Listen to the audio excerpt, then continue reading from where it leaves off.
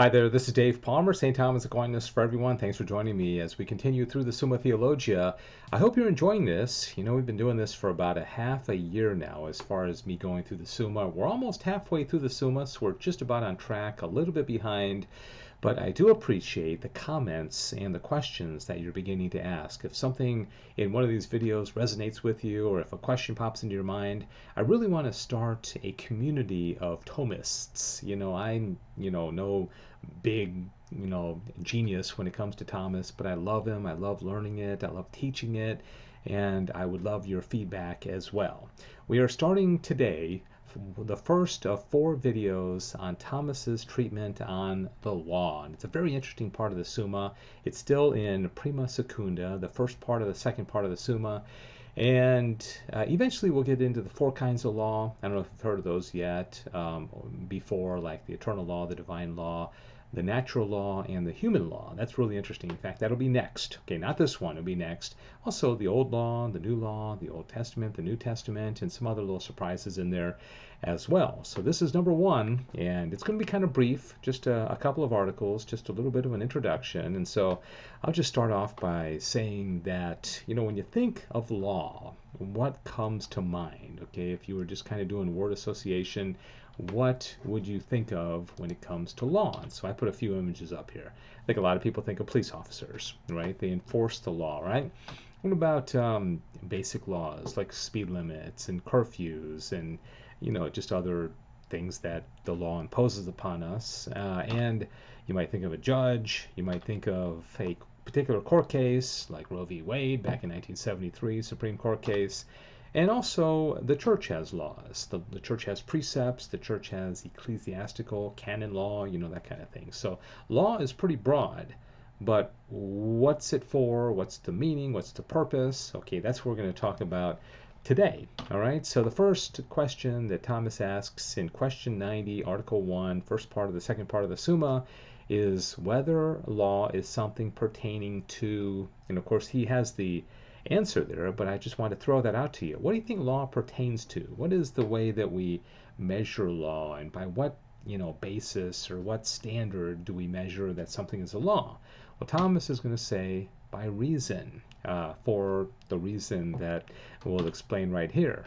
He says law is a rule and measure of acts, okay, whereby man is induced to act or is restrained from acting, for lex is derived from ligare, to bind. Okay, that's the Latin.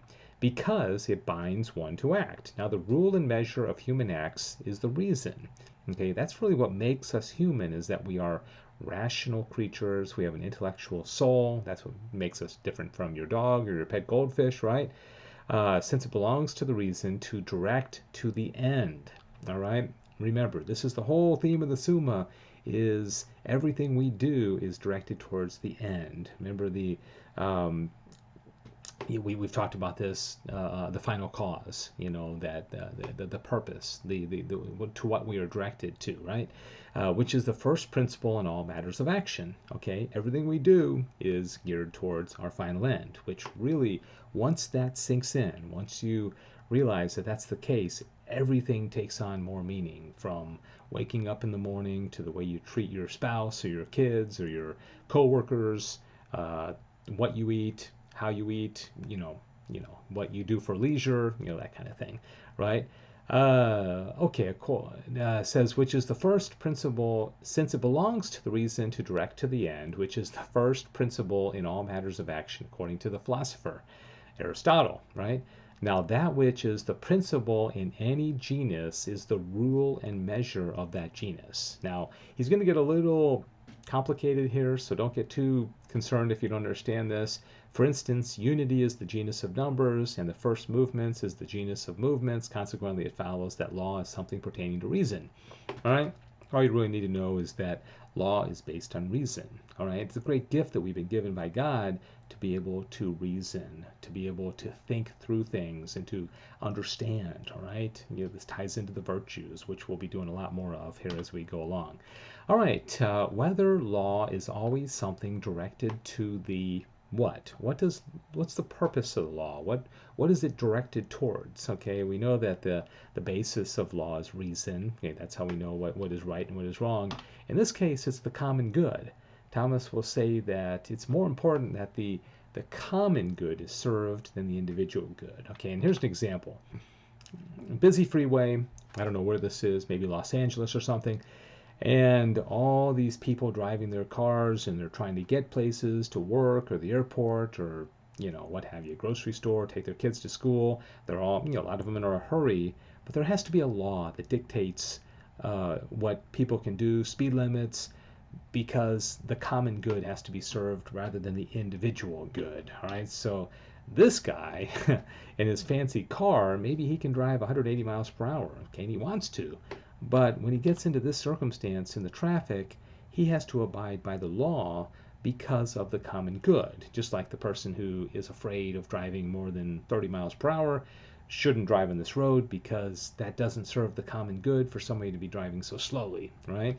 So Thomas says, quotes Isidore, says that laws are enacted for no private profit but for the common benefit of the citizens.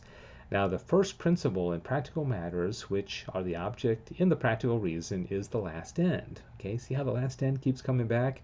And the last end of human life is bliss or happiness, otherwise known as beatitude, otherwise known as God. God is our final end. Okay, I'm sorry, I keep saying that.